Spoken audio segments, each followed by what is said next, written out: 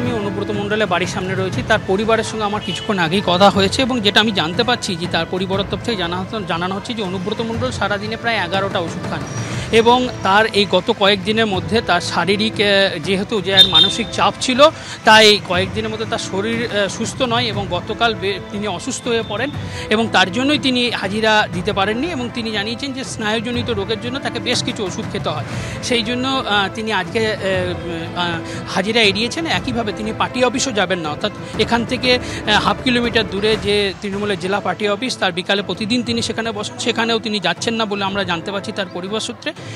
এবং একটা জিনিস খুব পরিষ্কার যে এই কয়েকদিনের মধ্যে, অর্থাৎ ঘটনাটা এই অডিও সামনে আসার পর থেকে যেভাবে প্রশাসন এবং দলের তরফ থেকে চাপ বাড়ানো হয়েছে সেটা কিন্তু খুবই অস্বস্তিকর হয়েছে অনুব্রত মণ্ডলের কাছে।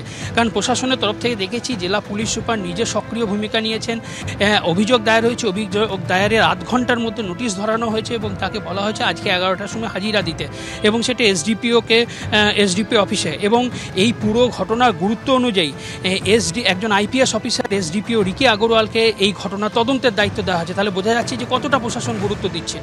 একইভাবে তাকে এই যে যখন অনুব্রত মণ্ডল হাজিরা এড়ালেন, অর্থাৎ তিনি 11টার সময় গেলেন না, তার ঠিক 1 ঘন্টার মধ্যে তাকে আবার দ্বিতীয় নোটিশ ধরানো হয়েছে এবং আগামীকাল তাকে 11টার সময় এসডিপিও অফিসে যেতে বলা হয়েছে।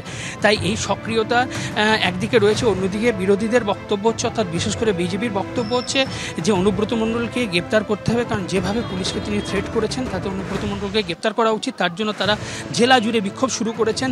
আমরা গতকাল দেখেছি এসপি অফিসে বিক্ষোভ হয়েছে, এরপর সাঁইথিয়াতে আজকে বিক্ষোভ হয়েছে, রামপুরহাটে বিক্ষোভ হয়েছে এবং বিকালে আজকে বোলপুর এসডিপি অফিসের সামনে বিক্ষোভ রয়েছে। এবং বিজেপি জেলা সভাপতি ধ্রুব সাহা তিনি জানিয়েছেন যে আমরা জেলা জুড়ে আমরা প্রোগ্রাম নিয়েছি, যে লাগাতার আমাদের আন্দোলন চলবে এবং বিক্ষোভ চলবে, মিছিল চলবে, অনুব্রত মণ্ডলকে গ্রেপ্তার করতে হবে। এমনকি সাঁইথিয়া থানাতে অনুব্রত মণ্ডলের নামে অভিযোগও দায়ের হয়েছে যে তাকে গ্রেপ্তার করতে হবে। তাই পুরো একটা চাপ যে অনুব্রত মণ্ডলের উপর রয়েছে এটা খুব পরিষ্কার। কিন্তু গতকাল দেখেছি অনুব্রত মণ্ডল নিঃশর্তে ক্ষমা চেয়েছেন এবং তিনি দলকে লিখিতভাবে ক্ষমা চেয়েছেন।